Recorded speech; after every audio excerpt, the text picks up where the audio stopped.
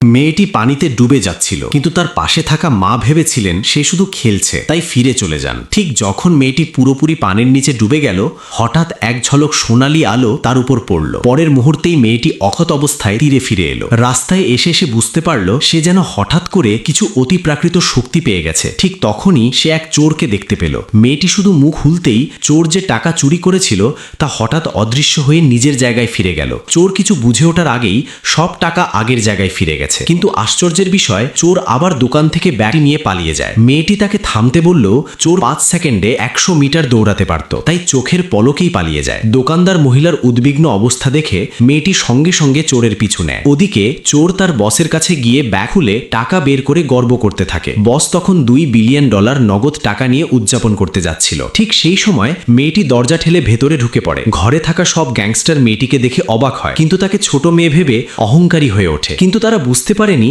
মেয়েটি এক ঘুষিতেই সামনে থাকা চোরকে 10 মিটার দূরে ছুঁড়ে ফেলতে পারে। এরপর সে একাই সব গ্যাংস্টারকে সহজেই পরাস্ত করে। তারপর টেবিল থেকে সব টাকা তুলে নেয়, এমনকি বসের শেষ $5টাও নিয়ে নেয়। এরপর আঙুল ছুঁড়ে এক মুহূর্তে সেখান থেকে অদৃশ্য হয়ে যায়। এই ঘটনায় বস ভয় আতঙ্কিত হয়ে পড়ে, এমনকি সে ভাবতে থাকে মেয়েটি কোনো ভূত। এরপর মেয়েটি দোকানদার খালার কাছে ফিরে এসে সব টাকা ফিরিয়ে দেয় এবং তাকে কিছু টাকা দেয়। আসলে এই টাকা ছিল খালার মেয়ের চিকিৎসার জন্য জমানো, কিন্তু সব সম্পত্তি বিক্রি করেও তা যথেষ্ট ছিল না। এই কথা শুনে মেয়েটি একটি ছোট দোকান থেকে সসেজ কিনে খায়। পেট ভরে খাওয়ার পর সে মুখ থেকে এক টুকরো সোনা বের করে খালাকে দিতে চায়, কিন্তু খালা ভেবেছিলেন এটা চকলেট। তখন মেয়েটি তাকে এক কামড় দিয়ে দেখতে বলে। খালা কামড় দিয়ে বুঝতে পারেন এটি আসল সোনা। তিনি সঙ্গে সঙ্গে মেয়েটিকে প্রণাম করে ধন্যবাদ জানাতে থাকেন।